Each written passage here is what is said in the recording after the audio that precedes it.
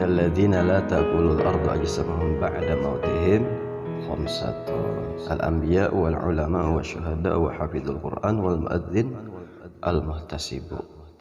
Jadi termasuk golongan-golongan orang-orang yang tidak bakal dimakan jasad-jasad mereka itu oleh tanah, artinya kada hancur jasad mereka walau sekian tahun dikuburkan. Sudah jelas para nabi-nabi dan rasul-rasul Allah. Nah, yang kedua ulama di sini yang mengamalkan ilmunya, berfatwa dengan sesuai hukum syariat Allah, syariat Nabi. Jadi kacamatanya tuh kacamata agama, bukan kepentingan lalu berubah hukum kada. Yang kedua ulama di situ adalah alim billah.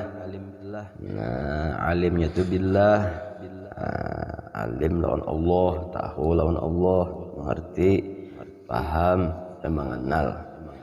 Dan orang-orang yang mati syahid, orang sabilillah segala macam, lawan orang-orang kafir membela agama Islam, itu lepas ya mereka dikubur dan jasad mereka kada hancur.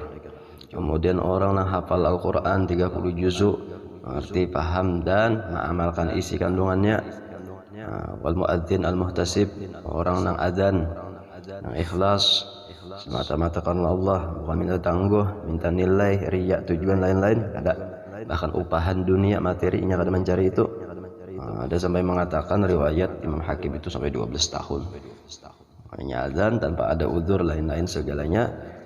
Masya Allah, orang itu dapat kemuliaan di sisi Allah Subhanahu wa ta'ala. Banyak hadis-hadis ulama bicara tentang fadilat-fadilat orang nang adzan banknya kita bagawi jadi bank, artinya petugas bank.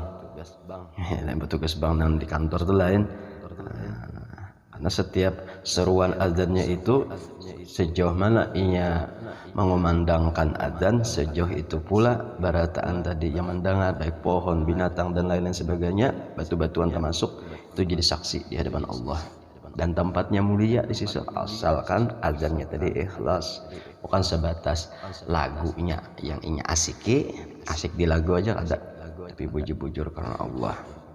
Dan mereka-mereka ini termasuk yang harus kita tangisi ketika mereka sudah istilahnya meninggal dunia.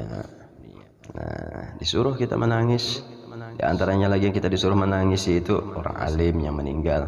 Kalau Allah Ta'ala kada mencabut, apalagi di akhir zaman, Allah itu kada langsung mencabut ilmu, berkurangnya ilmu, kecuali dengan meninggalnya, wafatnya ulama-ulama.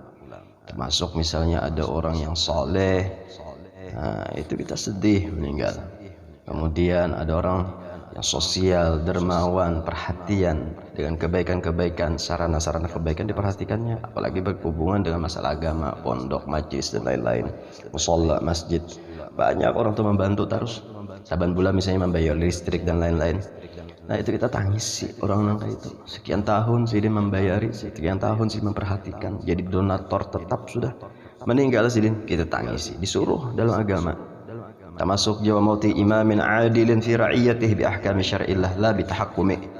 Nah, orang yang menjadi pejabat, ya kita public figure, ya kah, seperti jadi pemimpin, maka adil dengan kepemimpinannya itu terhadap rakyatnya, pro dengan rakyat, bukan hukum tadi tebang pilih, semena-mena, tumpul ke atas, tajam ke bawah, kada. Maka ketika mereka meninggal pun kita disuruh menangisinya. Masya Allah, tabarakallah.